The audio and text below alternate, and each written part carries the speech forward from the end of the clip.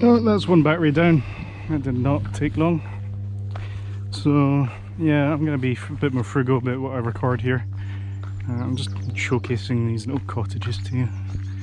Quite nice. This wee walk that I'm on. Whew. Cars. I've really gone off them. I think big time. Maybe not so much motorbikes, but definitely cars. I just find them peak lazy, like honestly.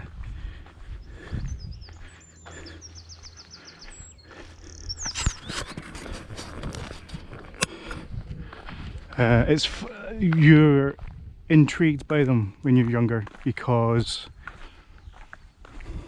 I don't know, they supposedly represent money and status and blah blah blah blah blah. You know, that's your Top Gear crew.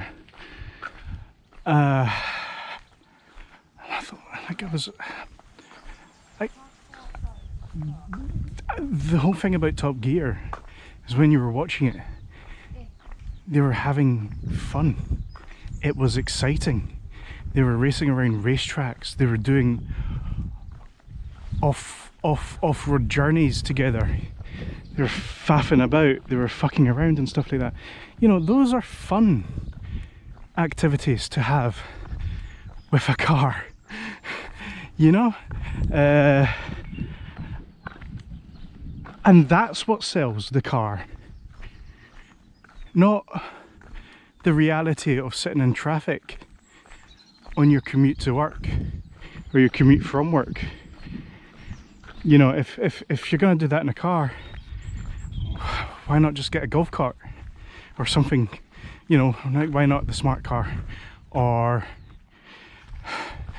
just, you know, it doesn't have to be a fancy car, it doesn't have to be the biggest car, it can just be the cheapest car that you can get in the market. You know, like, for those purposes of commuting, it does not have to be anything fancy.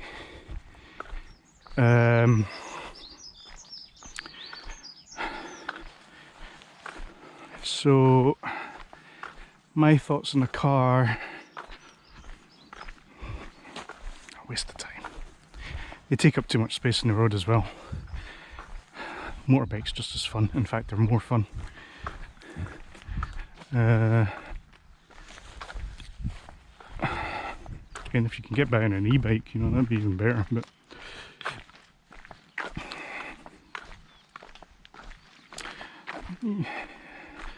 motorbikes, I mean, I think for my next motorbike, if I was to get one, it'd probably be the Royal Enfield 400cc Himalayan. I think you know, it's a bit of an it's a bit of a, you know, if you wanted to do anything adventurous off-road, it's capable of that, and if you want to huff it around on the road, it's also capable of that. There's nothing too fancy about it. They don't actually have too much in the way of fancy electronics that's going to cost you an arm and a leg when they inevitably fail. My BMW F800 GS, it was a nice bike. It was a heavy bike, but it was a nice bike. So I didn't mind it too much for its shortcomings, at least on weight and being top heavy. But what did bother me about it was the electronics that they put into it,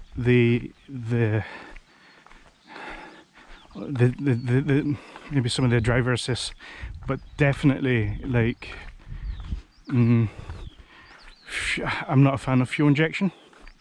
Carbs are absolutely fine. Like, why do you need fuel inject? Why do you need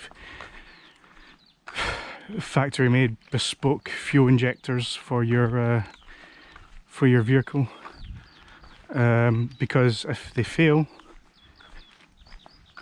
and you know, it's all controlled by the ECU, and again, if they fail, you have to take it to the manufacturer to perform the diagnostics, reset the system, and, you know, do all these various little quirks and stuff that you need to do. I think Yeah, I think I had to get one of these wee custom ECU things from China, and I mean it did the job, but it would only work in a specific version of Windows XP. You know, it was a very off, it was a very black market gizmo, you know, that allowed you to hook into your bike and do this and that. But it did the job, you know, for what it is that you wanted it to do. But the thing is, you shouldn't have to do that. You know, if I want to, yeah, it's a real pain, a lot of this electronic stuff, and it is all so that they can. I mean, there's nothing new going on here. It's the huckster salesman who wants to sell your product, but he wants to keep a string. So I mean, they're selling it to you. It's not that they're giving it to you with strings attached.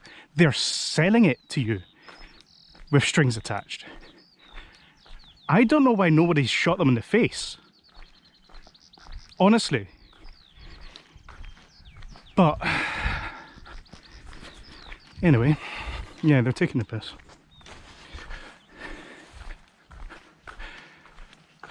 It's a lovely day. Just have to keep saying that to myself. It's a lovely day.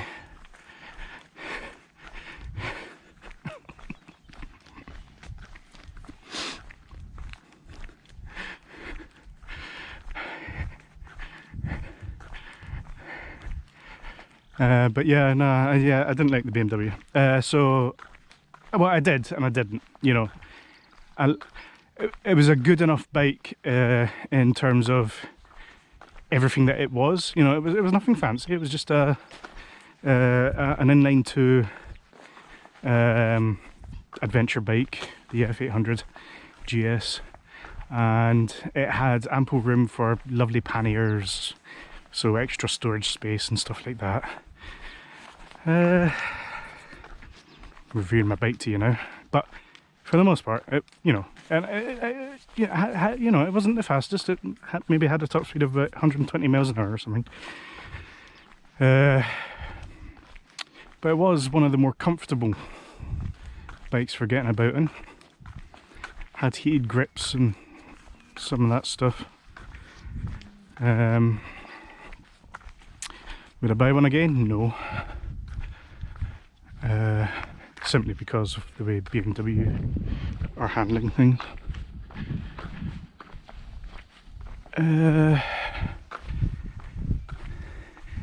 No, I like the Royal Enfield in India and stuff like that. They're not doing that.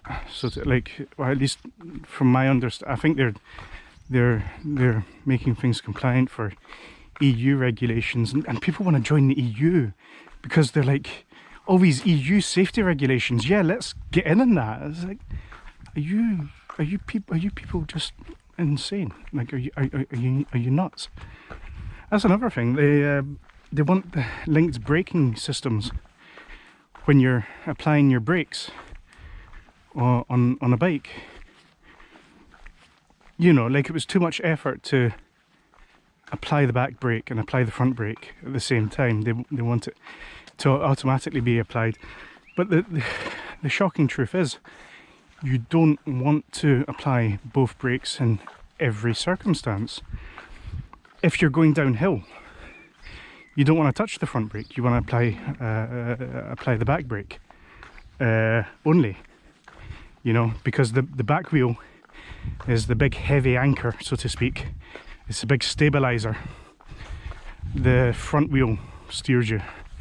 So you don't want to, you know, and you need that to have traction. So you can put forces in the back brake. It's fatter anyway, and you can slow it down.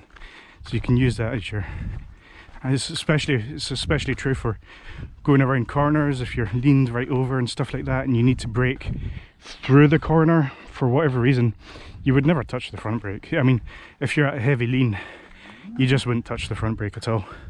You would lean more if you had to, and skiff the back brake to slowly control your turn but once you're committed into a turn, you're committed into the turn. If you can brake and stop in time, you know, you're obviously not going that fast or something like that, then okay, fine, you know, if you had to do an emergency brake. But that's not the case most of the time. Most of the time is you're committed to a turn. If you're that far leaned over and you're committed to the turn, you have to see it all the way through. Just commit harder. And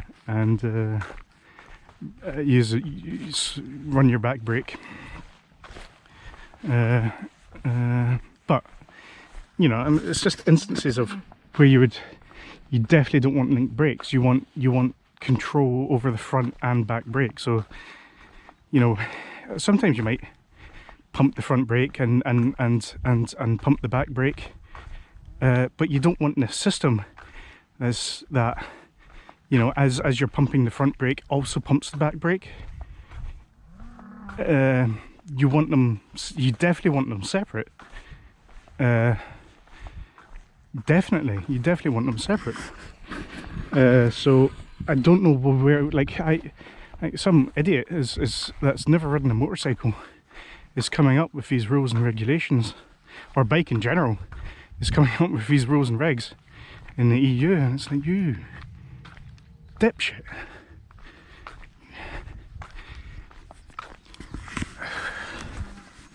Like, they're you know, they're health and, like, they're safety regulations, but they're definitely not safe.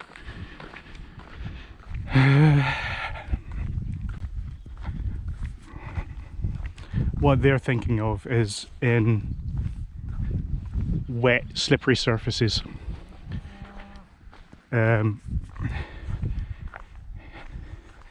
Even you know, you might apply too much front brake and cause the bike to slip out from under you.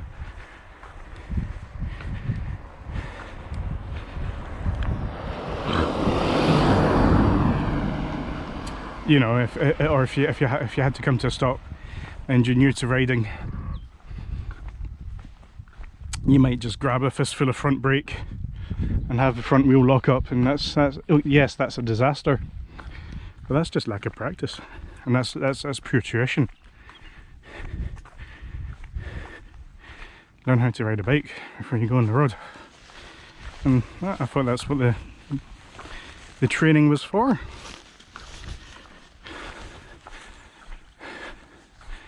I thought that's why they taught them how to brake and how to perform an emergency brake and all the rest of it.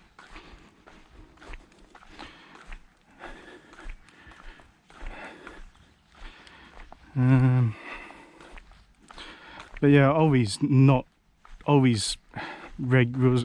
regs are just not necessary for. Maybe they do just want to kill off the automotive industry. You know, maybe that's what it is. Just death by bureaucracy. In that case, just kill it. You know, I'm not going to complain. I've told you, I'm already like a bit funny about automotive vehicles, but it's just the bullshit that you can't abide by.